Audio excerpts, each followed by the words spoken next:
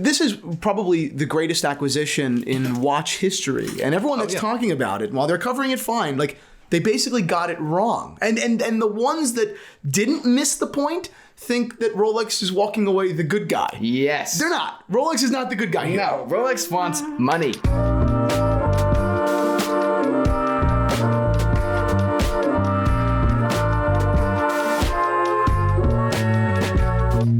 What is up, Watch fam? I am Christian, the curator of the Theo and Harris Vintage Watch Shop. My name is Michael, and this is a 3-video spectacular on possibly the most destructive watch acquisition of all time. It's insane. Yes. Headline is Rolex acquires Bucherer, one of the world's most important and famous watch retailers, okay, that sells Rolex and a whole bunch of other brands too.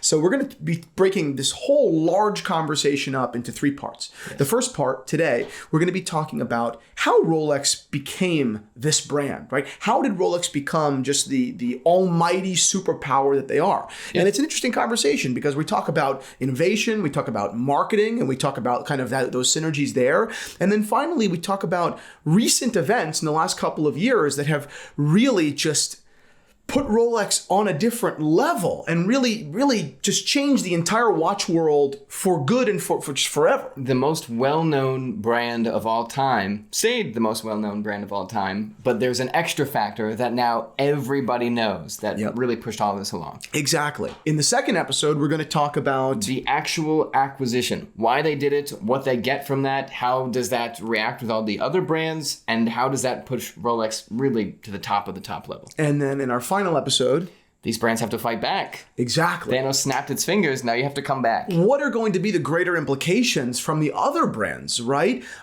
This is unfounded territory. This is totally new. Essentially now. Brands have always had their own independent boutiques, but a brand has never owned a watch boutique. This has never happened. Right. Okay. A conglomerate has owned a boutique where they show all of their brands. Of course. Right? Yeah. But this has never happened where a watch brand has purchased a boutique that sells other brands' watches. This is insane. And of course, it would be the brand that sells 30% of all watches that are exported. It's absolutely nuts. So this is going to be a fantastic 3-part series. And I guess let's get into this first part. Before we get there, let me show you something.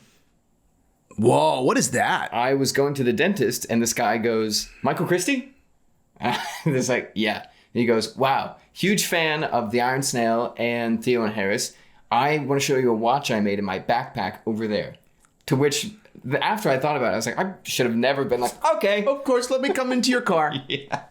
So anyways, this is, I'll show you his Instagram in a second. He's a lot of really insane stuff. But this is his vision of what a G-Shock could have looked like when he was a child. That's cool. Yeah, super cool guy. Met him in Park Slope. The watch is a tank. I mean, it's probably the heaviest watch you've ever felt. But super cool. And in his off time, he makes cameras, like 3D printed cameras. He made like a 24-inch camera, something like that. Wow. Camera dactyl. Wow. Super cool guy. And he introduced his dad by saying, this is my dad. He's crazy.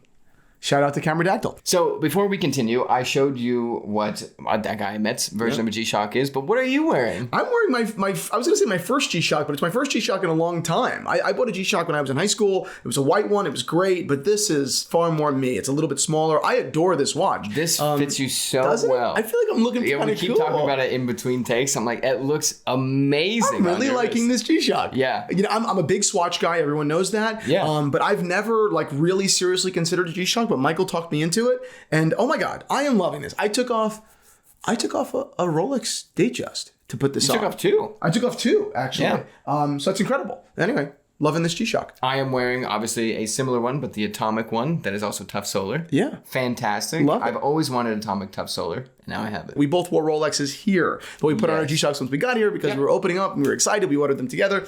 Super cool. Neither of these watches, of course, are available in the Theo and Harris watch shop. Sadly, that shop is reserved for beautiful vintage watches from brands like Rolex and Omega and Tudor and Patek Philippe, time and again. We also sell a whole bunch of straps. We've got a ton of colors, all handmade. I highly suggest you go on over there and take a look. We have our new Lorenzo roll as well, which is absolutely beautiful. So go take a look at the Theo and Harris shop. It keeps everything here going. Okay, so like I said, this video is the beginning. We're going to very briefly touch on how Rolex got to a certain point and then how everything changed during COVID, especially the gray market, because the key that we're looking at here is all the analyses of this acquisition have been saying, oh, this is Rolex fixing the gray market. That is, to me, absolutely the opposite of what they're doing. They are instead realizing, wow, we can make a lot more money with this. Right. So, beginning when Rolex first started, what made Rolex jump ahead of the pack immediately? Well, it was a couple of things, right? Rolex was on the early side of technology. Rolex did not invent the perpetual movement, right? There were automatic movements before Rolex, self-winding movements, but they certainly were on the very early adoption side. Yep. So Rolex has always been ahead of the curve a little bit on innovation, sure. But Rolex has always just been phenomenal marketers, okay? And the way that they've structured their company, the way it was built and funded, it just had the legs that a lot of other companies didn't, right? So they had the legs to survive all of this time. Again, that is not a given in the watch industry. So many brands that did magnificent things went out of business. And a lot of that is because they were so good at marketing, right? The two go hand in hand, sort of, right? So I mean, even look at the oysters, right? Was the Oyster Perpetual really was the Oyster really the first waterproof or water resistant wristwatch? Not necessarily, but it was certainly the most famous and very early. Yes. Oyster watch, right? Not Oyster, but water-resistant watch, right? They had someone, a woman, I don't recall her name, swam the English Channel. I mean, it was just around her neck. Exactly. It was a big deal. It was a big deal. And Rolex, just from day one, right, back into the 1920s, understood, okay, we can make this a show. It almost reminds me of, in a different sense, but the same idea, like, Barnum's Museum of Wonders, right? It was, this is a mechanical wonder, right? It's going to go all the way through the English Channel. It's going to come out of the other side, not broken. Exactly. And this era was crazy for innovation. So what were some watches that came from this era? Oh my God! Again, it's rare that any of these watches were truly first or truly record-breaking, but they were so historically significant, right? Like we talked about the original Oyster. Okay, fine. Yep. We talked about, or rather, the Explorer, right? Not the only watch that went up to Mount Everest. Oh, that right? could have. Yeah, Smiths did it just as well, but the Rolex got all of the credit, right? Yeah. There are Submariners as well, right? All these watches that achieved something, certainly, no question about that, but got a hell of a lot more credit than anybody else that honestly, frankly, had like similar accomplishments, right? Yeah. But those watches, because of that cultural push, right? It's a duality. It's the synergy. That cultural push exploded in value in the last 10, 15 years. The collector market has gone absolutely insane. Absolutely wild. To the point where, a couple of years ago, 10 years ago, you could have gotten a really, what is now considered significant watch for $10 or $15 or $20,000, and now those same watches sell at significant multiples more than that, right? Depending on the watch, but you could be talking about 3 to 10 or 15 or 20 times multiple, right? Yeah. It's insane, and now they are, truthfully, for many of us, for most of us, they're unaffordable. Right? Exactly. But the watch market isn't the only market that has happened to. That's happened significantly in the art market. In fact, far more than it's happened in the watch market. Right? The art market is far older, far more mature, and taken far more seriously with much bigger numbers, which is why it's so impossible to invest in art like watches. But there is an interesting product from our friends over at Masterworks where they're basically democratizing art investment. They're enabling you through technology fractional ownership of significant pieces of art from the most famous manufacturers, the Rolex equivalents. Pablo, Banksy, Monet, the highest of the highest names. Exactly. Your first name basis with Pablo, I see. I am. So that's amazing to me, right? We haven't seen that in watches, but it's very, very unique. And it's really fascinating that we're seeing it in the art world. The returns on their investments have been terrific.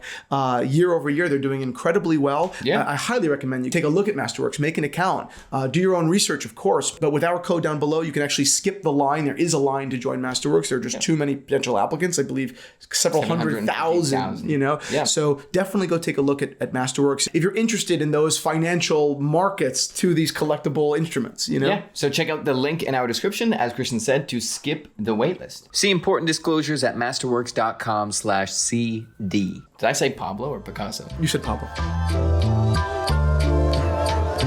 Now getting into, you said basically the keyword. One of the keywords is, well, you said a few, but first one is, why is it called Rolex?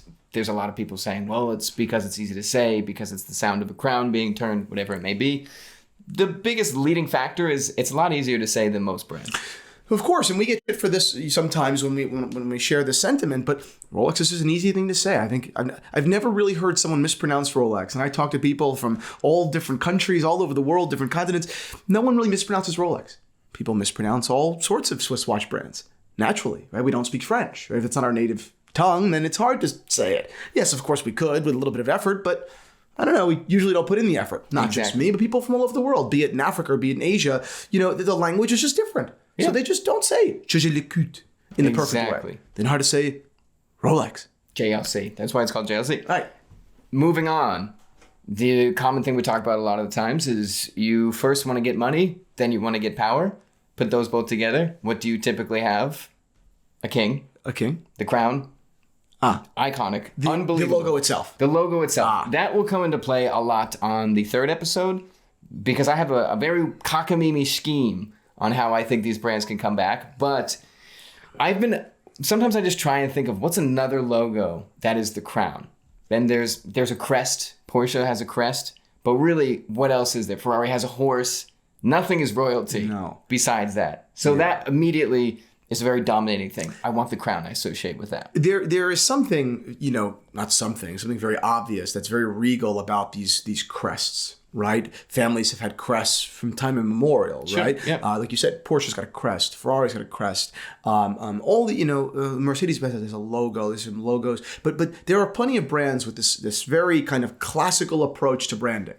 Yes, but none more literal than Rolex. Nothing. It's almost tasteless, right? I mean, like a classical wealthy family with a crest would actually be more likely to put horses or something, that signify different. Not to say no one puts a crown, but I think that the crown is reserved for actual royalty. Exactly. That's not just like, oh, this is the best. This is, no, Grandpapa is the king. Yes, exactly. That is why we have crown here. An unbeatable through basically all of humankind symbol of the top of the top. Right. Then we talk about how Cartier was inspired by nature, or inspired by a bathtub, whatever it may be. But you have to explain that to someone. We then get into Oyster. If I'm trying to sell you a watch in the 20s, 30s, 40s, wherever it may be, and one of them says waterproof Inca block, however you say it. The other one says Oyster Perpetual. Right away, you're like, oh, beautiful, Oyster, sealed shut, sealed tight. Immediately. It's brilliant branding. That grips on so well. And then finally, Rolex had, obviously, such as all these other brands did too, but Rolex really capitalized on the era that they were founded in, which was the exploration era, the beating records era. For sure. An era that now we're still in. We're still beating records and doing firsts all the time, but we've passed, I need a nice chronometer on my wrist for that. I think we also championed it more in the 20th century. Yeah. It was more of a central part of culture. I wasn't around, right? I was born in 95, so it's not like I'm remembering the good old days when we used to really get excited about records. Sure. But I think that, today, I don't know. How excited do we get about when a record is broken? It's almost like it's non-news. It's like, right. Oh, cool. When was the last record you cared about? The fastest. Did you know there's a car that's beat the Bugatti? No. Yeah, exactly. It doesn't matter. It's an electric car. It's the name of the driver? No. Nope. Doesn't matter. But in the 20th century, we were enamored with the people that pushed our understanding of the word possible. Right? Yes. We were enamored with those people, be it, Buzz Aldrin, be it, Steve McQueen. We really revered these folks that were just at the top of the game. Everything had also such a heightened sense of danger now. Totally. Where now, like, if something goes wrong, it's a tragedy. And not that it wasn't a tragedy back then, but I feel like people were more of the mindset of like, well, of course, that guy was trying to break the land speed record. Like, of course his car exploded. Right. There's stuff like that. Let's kind of move out of that marketing introductory era and get to the same thing that we see Apple doing now, which, funny enough, we've talked about this before. There was a point where all of a sudden, do you need to answer anything? Oh, is it? There was a time where I was watching Apple re-release their technology, talk about how cool this is, whatever it may be. Yep. And I was like, ooh, this seems like that brand, that company, now worth over $3 trillion, is too powerful, is too big. And now it's a little scary to watch. And I don't feel like Rolex is there yet, but we're very, very close to the point of they have everything. No, you're 100% right. There are 2 points, obviously, where we deviate. Yes. Not you and I, but where the two brands deviate. Of course. A being, Rolex is in the watch business. So the worst that happens is you buy a watch. Yeah, exactly. Whereas Apple is in the information business, and the worst that happens is they own the whole world, right? And you die because they think it's funny. Yeah, they blew you up. The second thing is, they've taken the same strategy essentially to manufacturing, right? Just this total vertical integration, right? Literally owning every stage of production. No one else but Rolex is making money off of Rolexes, right? And more true now than ever. Exactly. We'll get to that in the second episode, or toward the end of this episode. But also, fine, that's maybe not great.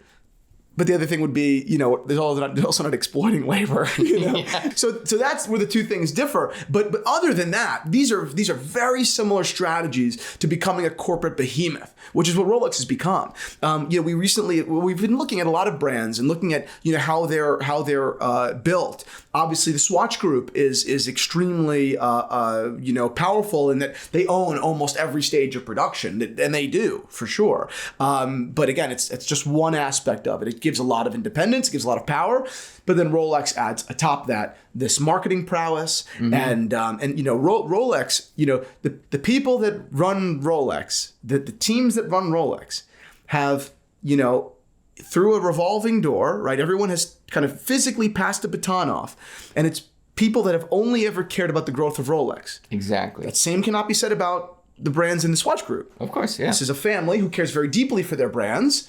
But ultimately, they're not the founders of these brands. They acquired them, and that's not bad, but it is certainly different. And I don't think that it's a mystery why the Rolex direct baton to baton, right? Now you, this tradition of excellence and persistence and dedication and focus. No wonder why they do better. No wonder why Omega will never catch up. Not really. Rolex is I think almost 30% of the entire Swiss industry. Omega is 7%. It's right. It's unbelievable. Not in volume, not in perception.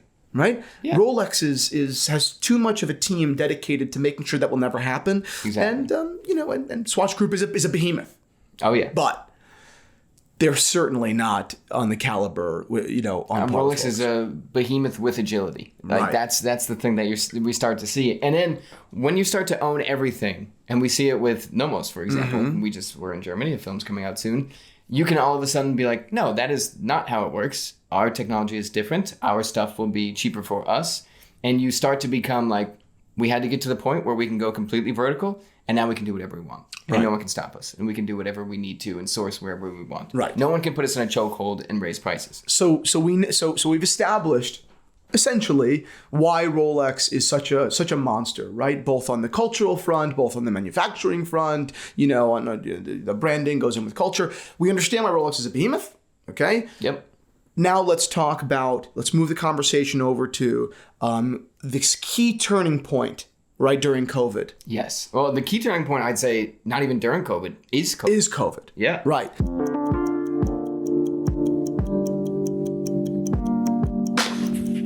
The watch on your wrist, unlike your iPad, will mean something to someone one day if it doesn't already.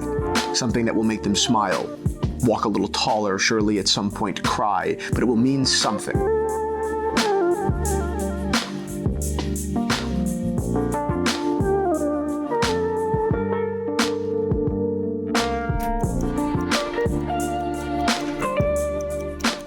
There was just a big change in consumer behavior. People had a lot of money. People were bored. People were competitive, and people were obsessively buying things. Maybe to a point where it was just not maybe, but almost certainly to a point where it got ridiculous. It got completely out of hand. Yep. There became both very real supply chain issues, right, in the world. But then through Rolex, I don't know if that was a supply chain issue as much as it was just the amount of demand. We just thought demand would be this much. It wasn't. It exponentially increased, and it strangled basically the market, and prices exploded. We all know about this. We've talked about this ad nauseum, and we think that the next step was, as we saw, Rolex getting into the gray market game. Rolex also now selling pre-owned pieces. Because if Theo and Harris comes out with a watch and you're selling that watch for $5,000, right, and then you're looking at all these other markets, you're like, that sold for $15,000? Right. we can... I'm only getting 5? Yeah. You guys are getting 15? What you can do is you can raise your price to 15, become the bad guy, or you can start a program and let another brand do a little test and see like, okay, are people still going to buy if it's like in an AD, but it is more expensive? Right. And that's where all will people pay me for a pre-owned version for $15,000? And will they pay me more because it's coming from me who made the watch? Right. Who can tell you it's an amazing watch? They rolled this program out with Bucherer, right? This historically important, right, family retailer that only recently acquired Tourneau, which is just another huge brand, right? The regular guy on the street knows Tourneau. Yes. Tourneau is where you buy watches. Right? Yes. That in of itself was an amazing but predictable consolidation. Of course. But this next step, that Rolex would cross this membrane, right? This wall, no one saw coming, myself included. I saw Rolex consolidating information, making hubs of data, linking all of their authorized dealers without their knowledge, but centralizing it in Switzerland. That made sense to me. Yep. That was missing from the Rolex model. But Rolex actually buying one of their largest retailers. Their largest, I think. Their largest. 100-year-old partnership. Never saw this coming. Yeah. So we will move into part 2 soon. But the big thing here is we essentially have our third pillar. First is you have amazing marketing. Second one is you completely vertically integrated.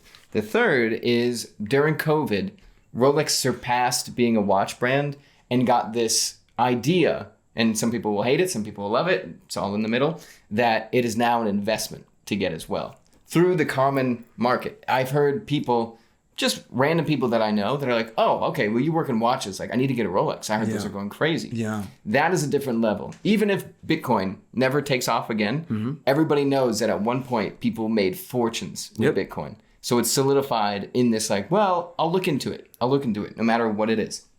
So you put all those three together and all of a sudden you essentially have a brand that from any angle, whether you want it just because of marketing, whether you want it just because of investment value, whatever it may be, can't really lose, can't look in a bad way. And then they look at where their money is coming from and where they are losing money. And the first thing they see is we are B2B. We need to start introducing ourselves to B2C. And the scariest part for all the other brands, of course, is we're making more money than any other brand off of our own name.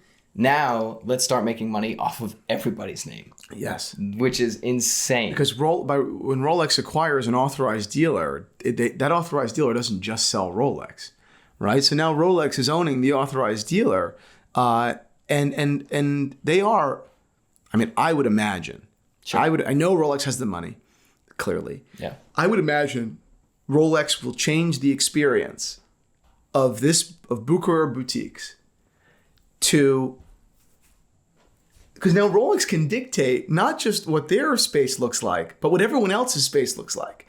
Rolex now, in the most significant boutique in the world, all over the world, can say, well, there's Rolex, and then I mean there's some other watches if you want to look at those. And that's not, I mean, it's always a little bit like that in watch boutiques. It's always a little bit like Rolex is always... By consumer, for the most part. Right.